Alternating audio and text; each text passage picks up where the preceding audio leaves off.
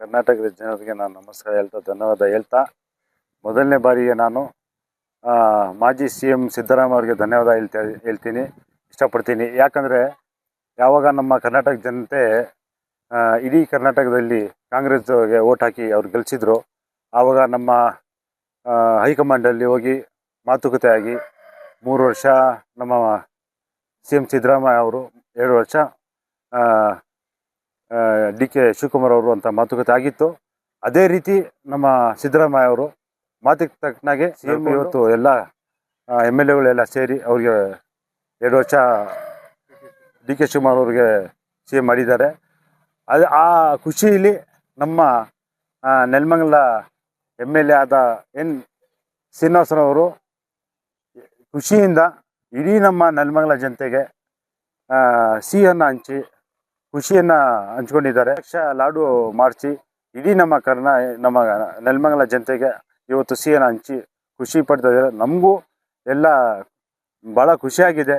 ಯಾಕಂದರೆ DK ಶಿವಕುಮಾರ್ ಅವರು CM ಆಗಿರೋದು ಮೊದಲನೇ ಬಾರಿಗೆ. ಏನಂದರೆ ನಮಗೆ ಸಿದ್ದರಾಮಯ್ಯ ಅವರು ತುಂಬ ಅಭಿವೃದ್ಧಿನ ನಮ್ಮ ಕರ್ನಾಟಕ ಜನ ಮಾಡಿದ್ದಾರೆ.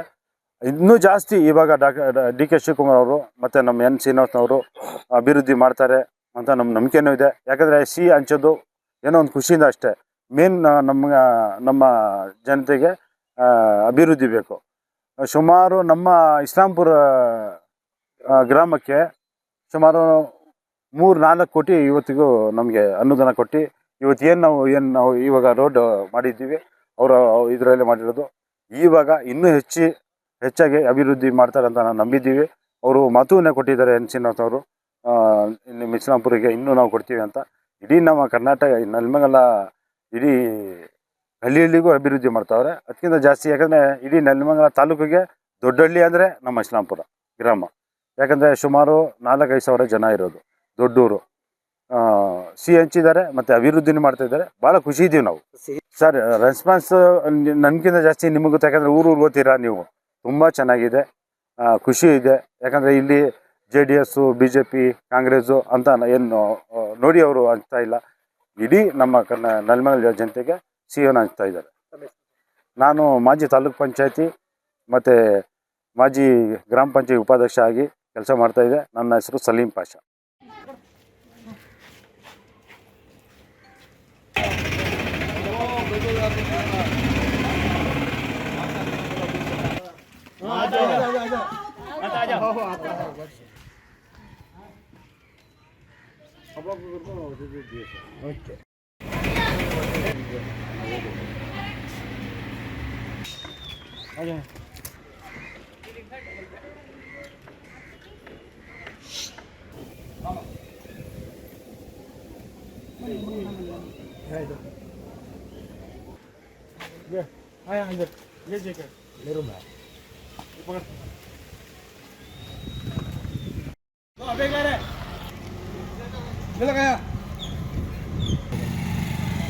देने वाले इधर देखो भैया,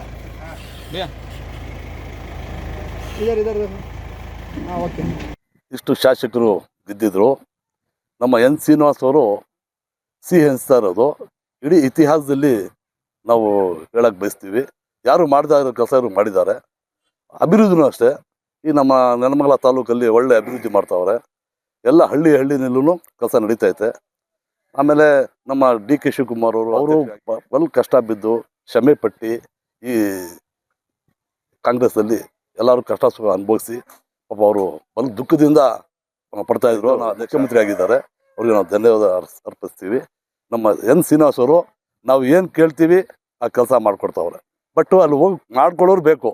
ಮಾಡ್ಕೊಂಡ ನಾನು ಕೆಲಸ ಮಾಡ್ಕೊಳ್ಳಲಿಲ್ಲ, ನನಗೆ ಮಾತಾಡಲಿಲ್ಲ ಅಂತ ಹೇಳ್ತಾರೆ ಜನ. ಅದು ತಪ್ಪು.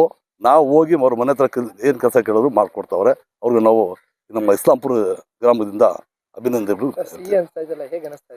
ನನಗೆ ಬಲ್ ಖುಷಿ ಆಗುತ್ತೆ. ಹಬ್ಬದ ವಾತಾವರಣ ಕಾಣ್ತದೆ ನಮಗೆ.